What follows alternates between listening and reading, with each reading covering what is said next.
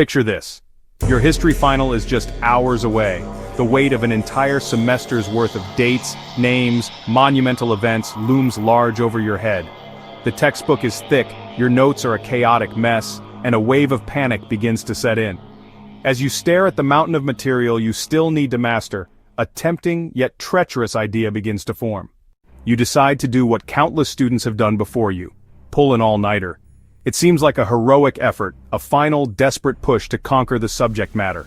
You gather your supplies: textbooks, highlighters, coffee, energy drinks. You tell yourself that sleep is a luxury you simply cannot afford. When you decide to stay up all night, you are actively fighting against your body's natural circadian rhythms, your internal 24-hour clock. As the sun begins to set, your eyes sense diminishing light and send a signal to the suprachiasmatic nucleus. The suprachiasmatic nucleus is your master timekeeper. Once it gets the message night is falling, it signals the pineal gland to start producing melatonin. Melatonin prepares your body for slumber, making you drowsy and relaxed. Melatonin levels rise about 2 hours before your natural bedtime.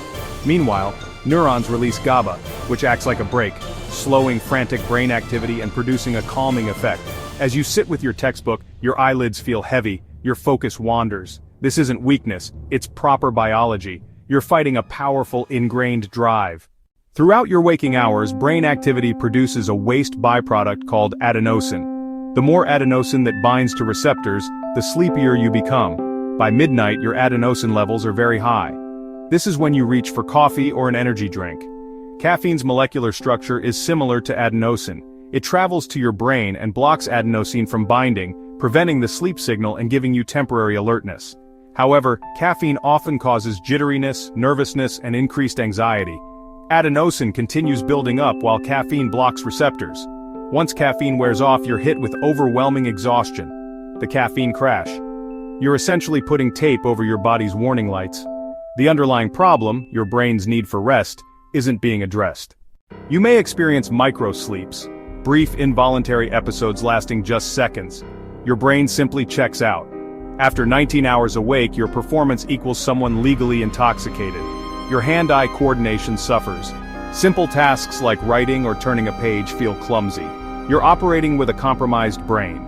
The amygdala becomes overactive when sleep-deprived, while the prefrontal cortex becomes less active. This imbalance means you're more likely to feel irritable, anxious, and emotionally volatile.